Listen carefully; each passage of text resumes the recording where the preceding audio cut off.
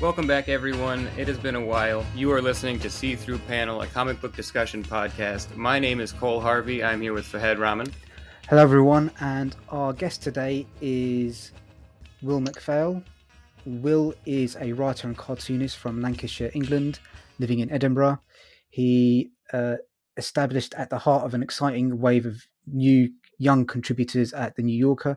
His work has been published in magazines such as Private Eye, The New Statements, and he was the winner of the British Young Cartoonist of the Year award. That's a bit of a mouthful. And he's the author of In. So In, you probably know, is a book that we've reviewed before with a glowing review. If you haven't heard that episode, here's a brief rundown off the back of the book. You can struggle through this, Will. I'm sure you already know all of this. Nick, a young illustrator, can't connect with people. Whether it's the barista down the street, his own family, or Ren, an oncologist whose life becomes painfully tangled with his, Nick can't shake the feelings that there is some hidden realm of human interaction beyond his reach. He staggers through meaningless conversation and haunts look-alike vacuous coffee shops in the hope that he will find it there. But it isn't until Nick learns to stop performing and speak about the things that really matter, the complex and colorful worlds of the people he meets are finally revealed to him. So, Will, I guess going straight into it, just to kind of get things rolling, my first question is, as a cartoonist for The New Yorker, how was it to make a full-on graphic novel, which I'm sure is a much bigger undertaking than like a strip? Thanks, guys, by the way, for having me. I should say that. And I was about to say that was a really flattering, lovely intro, but then I remembered that I actually wrote that intro myself. I bet you did. Probably heard it and memorized it. And no, it was at first I thought it felt very freeing to go from the single panel New Yorker work, which they're usually single panel, the things I do for them, to the graphic novel, because, well, all sorts of reasons. First of all, just like literally the space that I had on the page, the actual amount of paper that I could draw on, was very sort of freeing, and just the fact that with the single panel stuff, it's kind of, I have to squeeze in a premise, a setup, a punchline, a whole world into this one little panel. Whereas when I moved over to the graphic novel, I could take things really slow and not be funny on pages, and build up things as slowly and as gradually as I like, and work on arcs and things like that. And so it felt very freeing in that respect. And then when I'd finished the book and sort of properly dived back into the New Yorker cartoons again, I was like, oh no, this is the freeing thing. I can write about pigeons and pistachio nuts, and it doesn't matter. Do you know what I mean? I don't have to think about how it will affect the arc later on. So I've kind of I've landed somewhere where they just feel like different muscles, and that I've kind of got to keep active in both so that I don't get rusty. It just feels like a change of gear, and now kind of one feels like a break from the other, which is a nice way to be. Yeah. So you mentioned pigeons there. So a lot of your New Yorker cartoons feature pigeons. So yeah. How long did it take? We've been on for 3 minutes and I mentioned pigeons. Yeah. So kind of my question to you is this, basically: would you rather fight one horse-sized pigeon or 100 pigeon-sized horses? I know this question's framed as ducks, but considering pigeons is one of your favorite things to draw, I thought I'd frame it that way. 100 pigeon-sized horse. Wait, 100 pigeon-sized horses, horse-sized pigeons. So you've got one horse, You've got a pigeon that's the same size as a horse. Okay, yes. So you can fight that, or you can fight 100 horses that the same sized as a normal pigeon would be. Okay, and question number A, definitely the big pigeon, 100%. Because 100%. What? I think anyone that chooses to fight a horse-sized anything is out of their mind. No, but let me tell you why. Because I am a lover, not a fighter, and within 3 minutes, I will have got that big pigeon on my side, and then it's world domination for me and the pigeon. It's just going to be like Avatar, where we connect via some. Hate to get it on back onto connection, but Oh, don't connect like in Avatar. That's gonna be gross. Yeah. A weird sort of twisty vine thing comes out of the pigeon's cloaca, and and then it's off to the races, and I'm just the guy who's flying around the UK on a massive pigeon. Cloaca, by the way. I'm just dropping my zoological knowledge in there. Yeah. It's Latin for drain. Yeah. It's thank you for that. So I'm kind of like going back into like the drawing of kind of the of in. I was reading your previous kind of like interviews, and I can't remember which one it was mentioning, but you kind of, when you were approached about maybe writing a book, you maybe considering writing a straight novel, and that's something you moved away from in the creation process. Is that something that you might think about doing in the future, or do you want to kind of continue on this journey of kind of writing longer form graphic novels or comic books? I can definitely see myself doing it at some point, writing just a straight novel. But I think I don't think right now. Not because I don't want to, but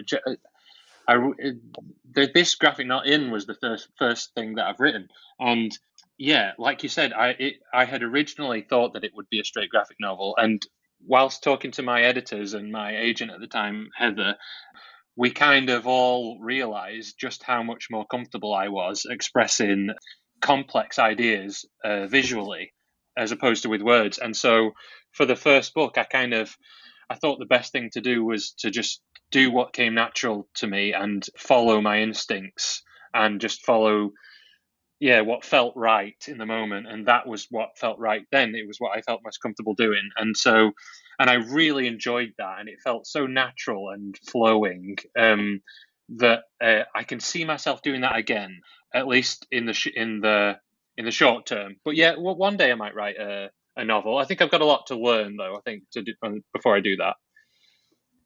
I am literally just pumping my fist in the air at the idea of you making another graphic novel. So cool. Great. So I write comic books as well, and so I'm always kind of interested in, especially with solo creators, what their process is. Do you start off with a script, or do you kind of like sketch out individual pages? Kind of, what's your process in terms of getting those strange things that go inside in between your ears and getting it down on the page? Yeah, it's I feel like I'm not qualified to talk about my process yet, because I as I said, this is the first thing I've done. So I just have the way that I did it that time, which was just like a manic blur of buying notepads and having panic attacks and just scribbling ideas. Yeah, the way that I did do it was weird. I almost had to kind of make the thing twice, where I kind of wrote it all, or a roughish version of it, and then had to remake it again with all the illustrations. But I sort of wrote out a simplified version of where the whole story would go, and then kind of just chronologically worked through it with the drawings and refining the dialogue as I went along.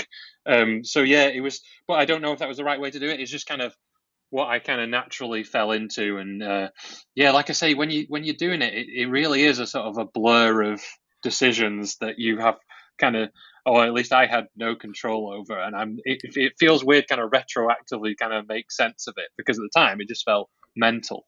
Yeah, I was listening to an excerpt from Tarantino's interview with Joe Rogan, and he says, he kind of mentioned how his creative process, his writing process, has changed over the years. Like, before, it'd be kind of like, he didn't use these words, but it very much sounded like, cocaine filled late nights, kind of like just writing out these scripts and now Right. more recently for his more. I'm not suggesting you've got cocaine filled late No, nights. mine was the same, but it was kind of late night Deliveroo meals from Kurdish Best, the kebab Yeah. shop across my house. What he does now is that he's just turned it into a day job. So he'll start kind of like writing from like 9 o'clock in the morning till about 4 o'clock, and then he'll go Yeah. for a swim and just have all those ideas kind of percolate. So these things do change over time. Yeah, right. Oh my God, I hope so. I always try to do that, and it just naturally kind of degrades, and the hours get shifted toward further to the night, and then I end up staying up later, and then having to get up later, and I hope I can get that kind of structure back in my life. It's weird. I've never had structure in my job. The only the New Yorker work is literally the only structure that I have, because there's a submission day each week, and so my world kind of works around that Tuesday, where I build up to it and have get the work on the ideas and then draw them out and then send them on the Tuesday. And because I sort of cut back on the New York cartoons while I was doing the book, all structure went out the window, and I was just floating in space. So you were basically full time on this book. I mean, full time in the sense that this is your only job, in quotes. Yeah, it's been the cartoons have been my only job for a little while now. Yeah, kind of since coming out of university, pretty much. How long would you say it took you to make this thing from start to finish? Oh, probably about from very first sort of coming up with the ideas to put the proposal together, about 2 years, and about 18 months of like properly working on it, I would say. Wow. Okay. Yeah, So yeah, and the bulk of that work going on throughout the lockdown here in the UK. yeah, I think it's one of those things that people don't realize how long it takes to put a book together and kind of. Oh, I know. Writing... The thing about a picture speaking 1,000 words, they forget how fucking long it takes to draw a picture. Yeah, that's true. So, I realise we haven't kind of talked about the book at all, which is kind of like why we're here today. Oh, yeah.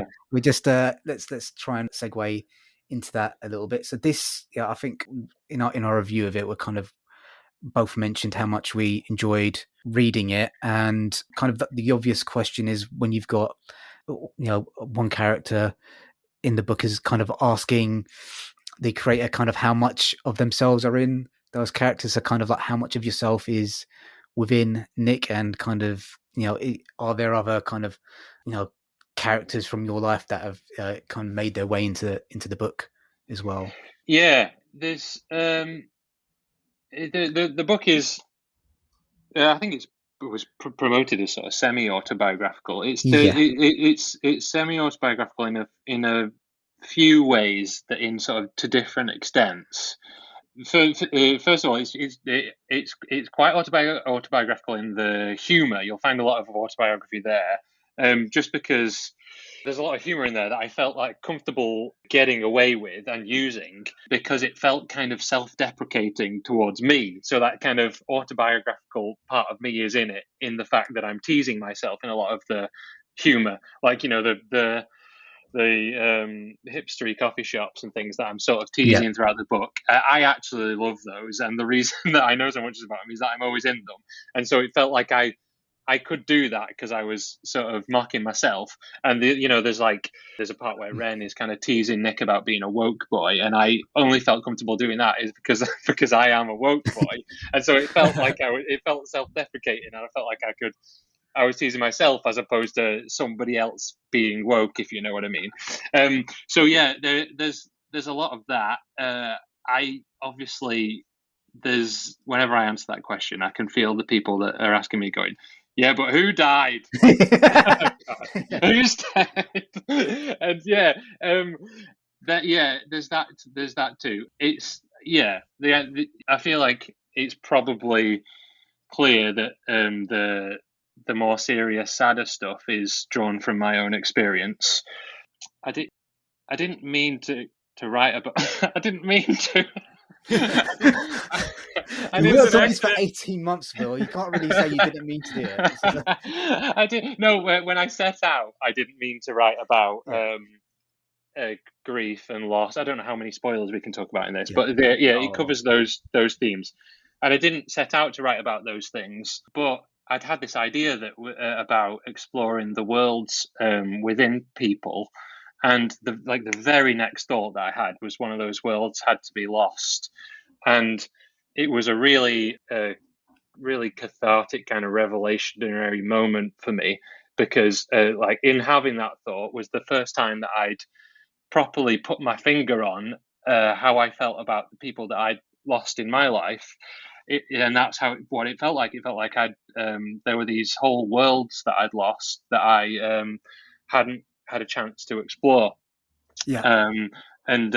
So yeah, I pulled myself off the shower floor Yeah. and then and thought, okay, I have to write about that because I feel like I can not just for my own catharsis, but because I felt like I could write about it authentically, and it felt like it fit in the book, and that I could do it justice. So yeah, that's the kind of the autobiographical elements of it. So I mean, kind of the analogy that you use there, kind of having lost the world, it's so eloquently and beautifully, the way that you illustrate and talk about it within kind of the confines of the book, it's so kind of like touching. It really kind of struck a nerve with me, kind of, as I kind of explained in the review, kind of I lost my mother not so long ago, and kind of the way that you talk about grief really helped me through that process, kind of put into words kind of some of the things that I was feeling at the time. So personally, thank you for that. But it's so well done, and kind of it's a beautiful analogy that you kind of use there, kind of talking about losing access to a world. Wonderful, man. Oh, that makes me so happy. Thanks so much for that. Right, that's me. I'm leaving. So you kind of mentioned the hipster coffee shop. So it would behoove me to kind of ask you, kind of, how do you take your coffee, and kind of like what's your kind of favorite snack to have along with it, just to lighten the mood up a bit. My problem is that I change my usual at my coffee shop every 2 or 3 weeks or so, just to stop the coffee shop from getting too close to me emotionally, so that they don't know me too deeply. But right now I'm on a fairly grown-up drink. I'm on a Americano or a long black with milk. Yeah. But for a long time, I would just wanted the milkiest, sweetest thing possible. So a caramel macchiato with extra milk kind of thing, which is what Nick is like in the book. But now I'm long black with milk. Oh, I'm with Nick right now. I'm drinking the sweetest coffee you've ever had in your life. Yeah, and I'll take a croissant. But when the world sort of opened back up again, and I started being able to actually go into coffee shops, I was still kind of a bit like like Bambi on ice in terms of like talking to people and using small talk, like there is in the book. And that coffee shop that I usually go to, I got the coffee and then got a croissant as well. And the barista serving me said, "Do you want a napkin with the croissant?" And I sort of panicked. Just said, "No, I've got one. I've got one at home. Like I have one. I have one napkin was sitting waiting for me at home." And she just looked at me like, "What does that mean?" And I just sort of ran away. Yeah, kind of was embarrassing. I'm still trying to find my feet talking to people. To be honest, it's weird. I kind of lost that ability.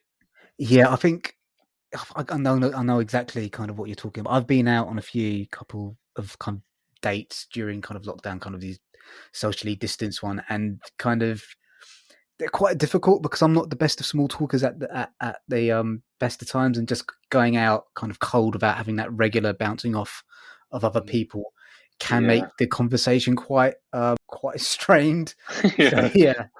It's been an interesting side effect of the quarantine, because as a person who I feel like was just coming into myself socially when this started, I've lost it all. I have no idea how to talk to anyone.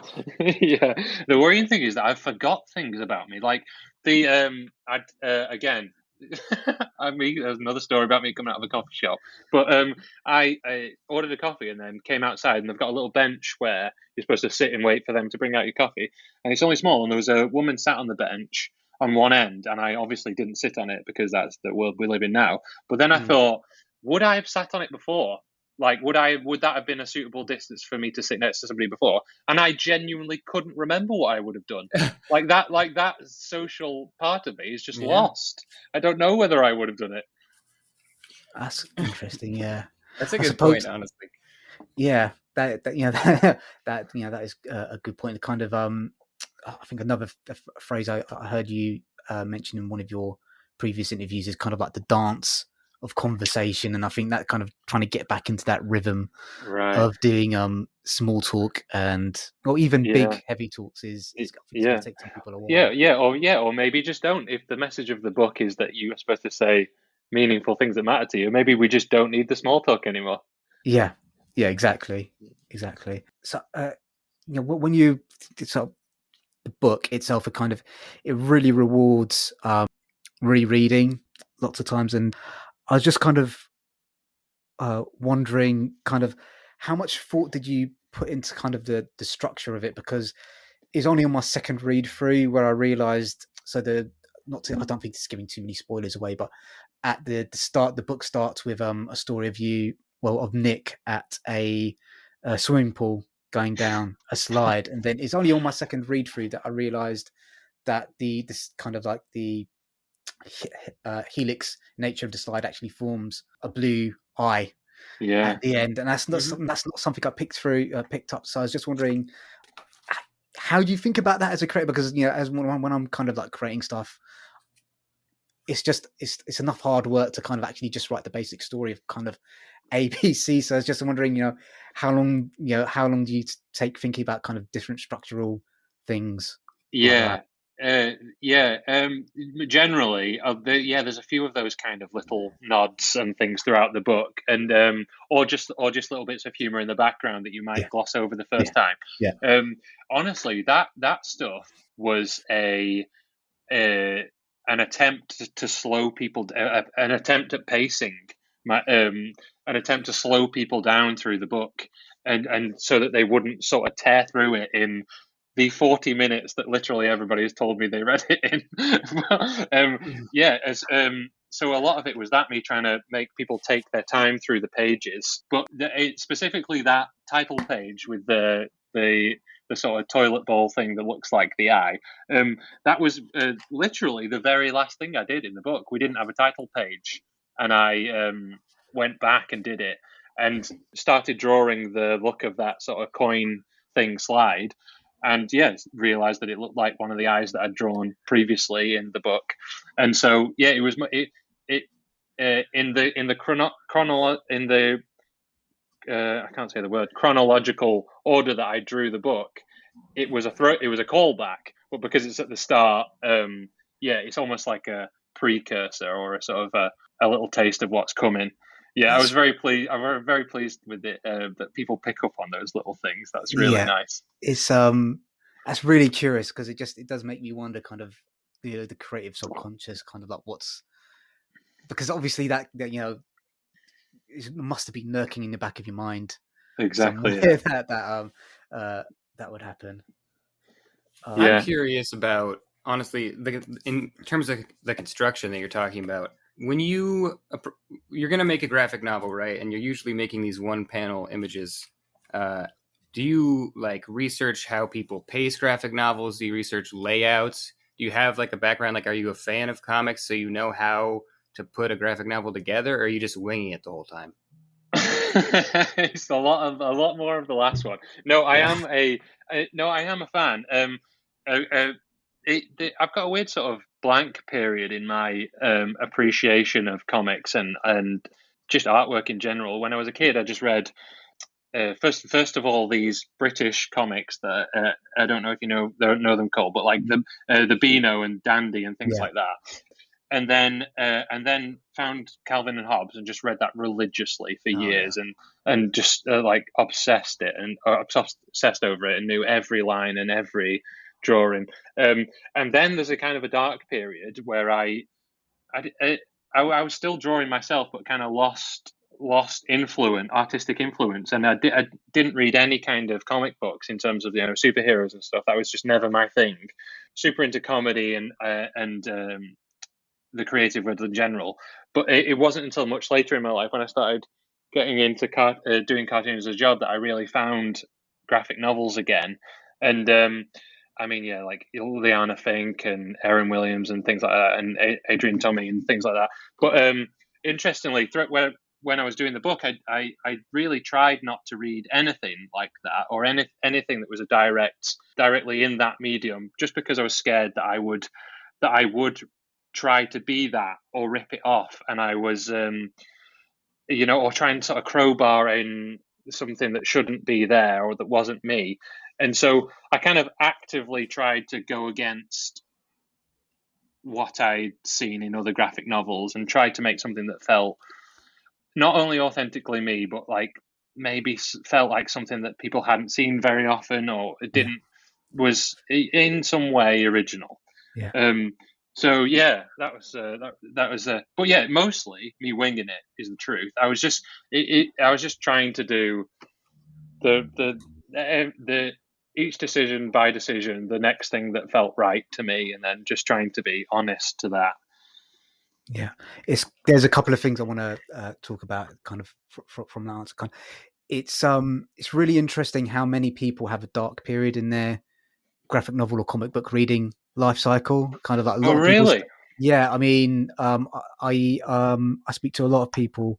Well, I speak to a lot of comic book readers, and a lot of them mention, I really loved reading them as kids. And then I think kind of around the age of 13, 14, 15, 16, they either really go down the superhero route or they kind of fall out of it until they go back into college or university. Right. Yeah, that's exactly what happened. That happens to kind of everyone. A lot of people, right. A lot of people. I tried at it for a while, but it did feel more. I felt like I was sort of performatively liking Spider-Man and the Superman stuff, and it didn't really connect with me.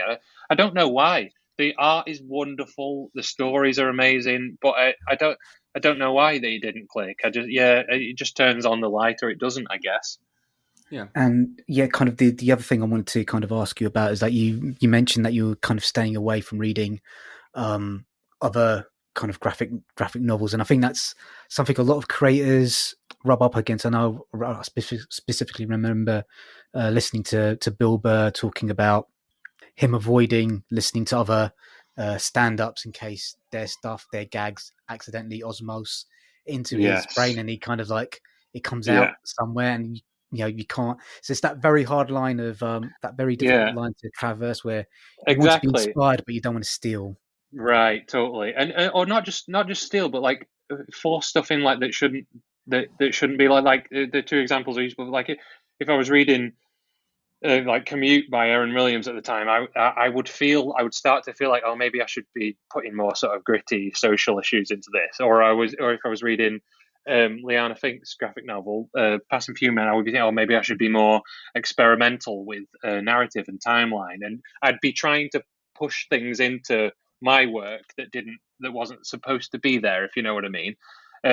So yeah, also as a creative person, the thing that you're trying to find is your own voice, your own authentic voice, and the best way to find that is to just kind of be alone with it for a little while.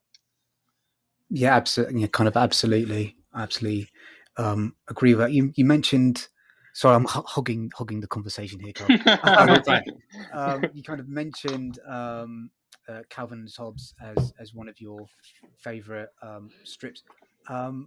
I find that Bill Watterson's like creative journey really interesting. Kind of he did the strips for a while, then he decided, right, no, I'm stopped doing that and going off and become a painter and just not engage at all with like the commercial side of it or like the fandom that are trying to bring him kind of like back in. Kind of what do you kind of like make of that? Yeah, I think about that all the time. The selling Bill Watson's stance on selling out. Think about it all the time. Most of the time, I'm in the camp of thinking it's noble and brilliant. because these are beloved characters.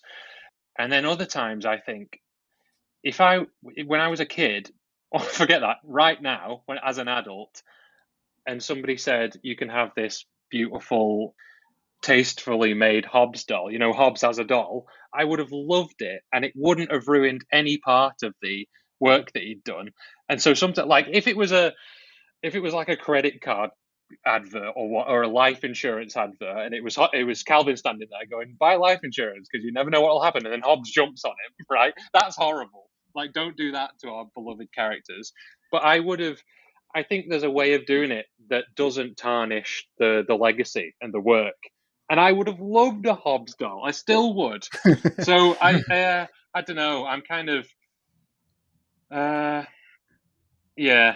I'm at the point where I totally respect it because he feels like it would compromise his work. Yeah. But it's not what I would have done. Yeah, I think there's kind of a balance to be kind of and I hate that phrase selling out. I don't really know what that means. No. Yeah. So, but it's it's one of those things. Cole, is there something you'd like to? I've just been aware. I've been asking a lot of questions. No. I mean, I've just got the book in front of me, and I'm just thinking about. I just have a bunch of process questions, and that can get boring. But no, go ahead. I don't mind. I'm just curious of like the medium you use to draw all this, and the differences between working with that shades of gray, charcoaly look, and then the full color painting. Because when that hits, besides the title page with the blue, I had forgotten the book was good. I didn't know the book was going to have color until that first moment with the plumber. And it just blows the reader away the first time they see it. So what are the two different styles? Like, how different is it to make those different pages?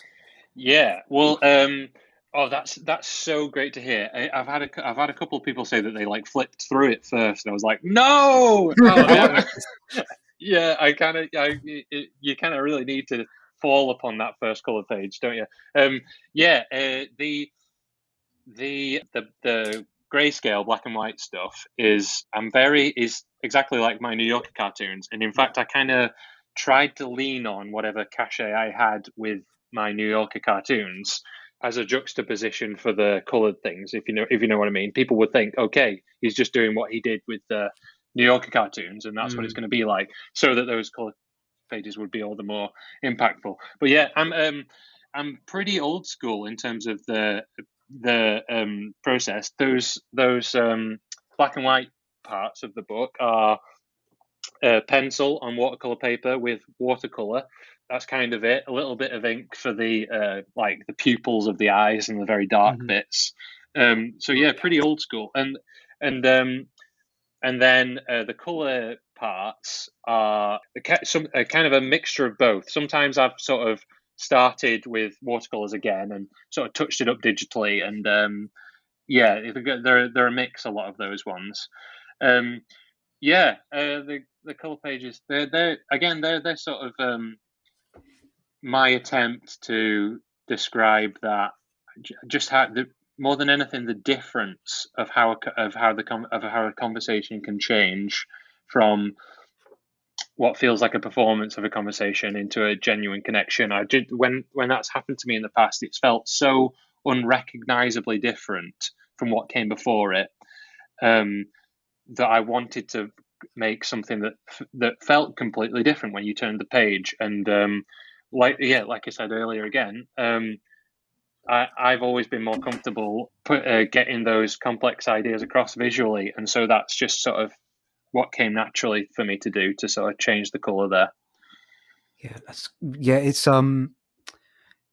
kind of those pages are really stunningly. I was actually, I think Cole described it perfectly. It's kind of, I was stunned when I first saw the full kind of like color pages. I was like, this has gone in a different direction now. Yeah, thanks, man. That's brilliant. They're obviously the sort of the key to the book. They were the keys of the book. They're also sort of part of the struggle of the hurdle that I kept coming up against. Like, it was the writing process was this constant thing of like, how do I show the readers who these characters are when the whole point of the book is that you don't know who they are. Yeah. And it's like early on in the writing process, I was getting really frustrated by just how much of Nick there had to be in the book, and how sort of necessarily like self-obsessed that needed to be for him to have for there to have to be so much of him in it. And that's sort of after speaking to editors and stuff and talking it over, we kind of accepted and realized that it had to be that way. I couldn't have a scene of Hannah or Ren sort of on their own being their authentic selves, because that would be the whole point of the book out the window. That's what the color pages are. And so the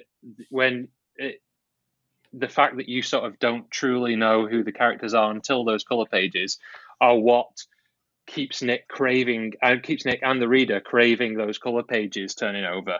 And so I was constantly having to kind of hold myself back from giving too much of, say, Ren or Hannah away, so that when those color pages came, not only would they be all the more impactful, but they would also give the reader a license to fill in those gaps that kind of had to leave, if you know what I mean.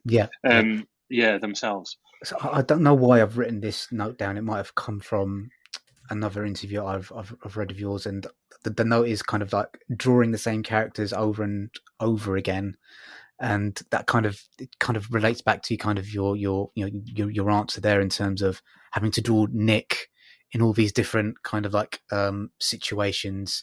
It sounds like you found that a little bit frustrating, but it's something that you had to go through for the overall arch of the book to make sense. Right. To stay true to the premise. That's interesting in terms of just shifting back to process again. That was an interesting learning experience for me. I've never ever had to draw recognizable characters over and over again. I never had to ask the reader to recognize somebody, because I was just doing single panel things where it's just this fictional person that's there and then never seen again. And so when I was before I sort of started drawing in anger, I kind of had to almost do these embarrassing little rehearsal sort of sessions with myself, where I would rehearse drawing what Ren looked like and what Nick looked like, so that they would be, recognizable on each page. It was interesting. I'd never had to do that before, and it was a fun experience. Well, there are some recurring characters in your New Yorker strips, like Lady No Kids, for example. That's true. Yeah, or just I got this guy who sort of shouts really nice things in an aggressive way, but like shouts at waiters about how lovely the meal was and how he got a great time, and he's cropped up a couple of times.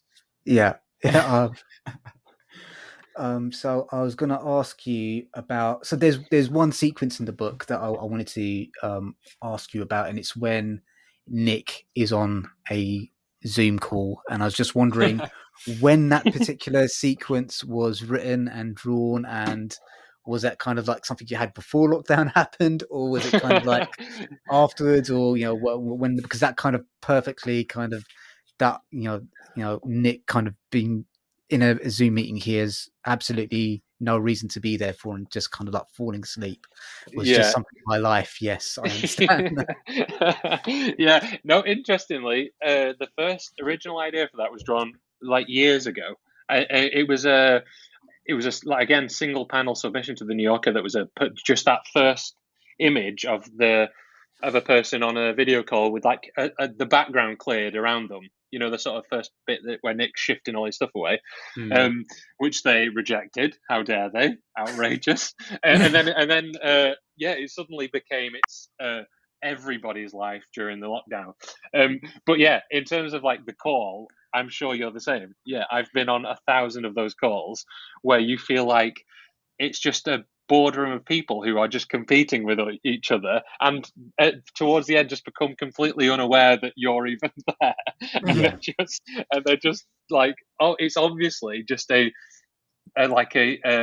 hierarchical process thing where they're just vying for positions and trying to show each other how good at their job they are. And I'm sitting there thinking, what shall I do though? Give me some information. I've very much kind of another reason it kind of struck home with me is because I work in marketing, and kind of all that wanky speak about like what direction something's going to be going in and stuff like that. It's just like, oh yeah, I know, I completely. I've been in this. I'm pretty sure I've been in this exact same conversation. So yeah, it was kind of like people describe themselves as the kind of person who likes ideas and are yeah, into ideas. I also just love, for some reason, a lot of my cartoons have got the word Susan in them, or Susie, which is actually an homage to Bill Watterson and the character Susie in that. But I've now shifted to Kieran, and I can't stop saying Kieran in my cartoons. And Kieran is one of the people on that call who saw the butt of the joke in the end. I don't know why Kieran's a funny name for me to shout at people. that's quite good. So just looking at the time, we're coming up to 40 minutes. So, oh my god, that went fast. Yeah, has been. I think it's received a lot of critical acclaim, and I was just wondering kind of what's happening next. I know you kind of back working on the strips for the New Yorkers. Just wondering what's your next project? Is it going to be long form, short form? Is it going to be visual, audio, narrative, non-fiction? Kind of what's the play game? Maybe a play. Interestingly enough, I got that email the other day about somebody wanting to put the in on the stage. I'm contractually obliged to do a next. When I signed the book deal for this, it was a 2-book deal. At least on the American side, where the second one is a cartoon collection, so I have to do that first. Definitely. Thinking about the next graphic novel, so I'm going to do that. I'm sort of, I don't feel any kind of need to. First of all, it's not in any form that I can understandably talk about. It's just a soup of nonsense. But I kind of don't feel the urge to strike too quickly. I think that kind of isn't how this book came about, so I'm going to wait until I have a good idea as opposed to just writing because I feel like I have to. But yeah, definitely going to. It's weird, as I keep saying, because that was my first one. I'm now and it was just this blur of decisions, manic decisions. I'm now having to kind of sit down and think, okay, how did I do that? To think about the next one. Yeah. So it's interesting. But yeah, I'm definitely going to do another one, I think. Yeah, creating comics is really fucking difficult, and especially long form stuff. It takes so much time and effort, and unless you've got an idea in your head of that's you're really passionate about, that you've got to get out there, then I think you're probably right. It's probably best to leave it alone for a while until you can kind of put into kind of a tangible thing like Play-Doh. Yeah, I'm really, really fortunate in that I've got this sort of just constant compass to point towards in the New Yorker, where I can go back to that and keep doing it, and sort of I don't feel pressured to do another one before I'm ready. So I definitely am going to wait for the right thing to come up. And I don't know if this is you've been approached about this before, but in terms of, because your artwork is so gorgeous, I'm wondering if you've been approached by writers or other publishers in terms of maybe collaborating with them on maybe different projects rather than kind of working solo. Is that, or would you prefer to work solo, or was that the collaborative thing not interesting to you? No. Nobody's asked me if they want to do a book with me, or a couple of people over the years, sort of kids' book and stuff like that. I have worked collaboratively on little things in the past, like shouts pieces for the New Yorker. If somebody's friends of mine have written a piece, I'll illustrate it for them. I think with something bigger like this, I think I would want it to be my own as opposed to collaborating. I'm not because I have anything against collaboration. I think you can do wonderful things with it, and I really enjoy it. But I've always found that my best work is when I'm really able to sort of is where I can really sort of dig in and be totally self-reflective and spiral down into myself and find something good. in solitary situation. So I think I would rather do that than work on somebody else on a big project. Yeah, I can kind of as a writer, I don't really have a choice. I need to kind of, unless I just start learning how to draw now at the age of 39. I've got to find a way of convincing artists to work with me. Well, there's no right way of drawing, man. Yeah. It can all be beautiful. Yeah, well, yeah. Speak for yourself, Will. Your stuff is gorgeous. Will, can you tell people where our listeners? Can you tell our listeners where they can find you on social media? Yes, you can find me on Pornhub, YouTube. No, I'm joking. You can find me on. I think I'm Will Mcphail on Twitter, and I'm Will Mcphail 4 on Instagram. Don't ask me why 4. There were 3 other Will Mcphails before me. Remove them. That I murdered them all. Yeah. Yeah. Low-key variants. There's a guy. It's so annoying. There's a guy who has my Instagram handle, just Will Mcphail, and first of all, he follows me, which is annoying by itself. He keeps liking my photos, and I keep getting tagged in his girlfriend's photos. Where she makes a mistake for me. So I'm sitting here, a single sad guy on his own in his flat, getting tagged in the real Will Mcphail's photos with his beautiful girlfriend. It's horrible. Just live vicariously through the other Will, you know. That's Exactly. there's a story in there. I know. There's your next book. Yeah. Yeah. So thank you so much for taking the time to speak to us today.